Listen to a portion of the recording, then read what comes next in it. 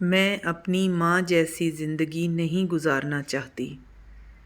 میں اپنی ماں جیسی زندگی نہیں گزارنا چاہتی تھی کہ ایک مرد شوہر بن کر آپ کا مالک بن جائے، آپ کی اپنی کوئی مرضی نہ ہو، جو وہ چاہے بس وہی ہو۔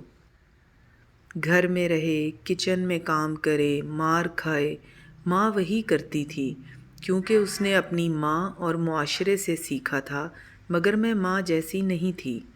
میرے ماں باپ کے پاس اتنے پیسے نہیں تھے کہ وہ مجھے پڑھا سکیں، تو میں نے طے کیا کہ میں ان پر اپنی پڑھائی کے پیسوں کا پریشر نہیں پڑنے دوں گی۔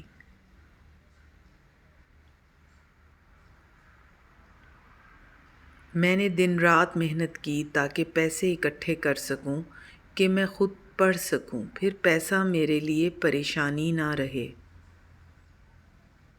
جس معاشرے میں پیسوں سے پہچان ملتی ہو، وہاں بغیر پیسوں کے پہچان پانے کی خواہش اندر پڑی پڑی ہی پیلی پڑ جاتی ہے۔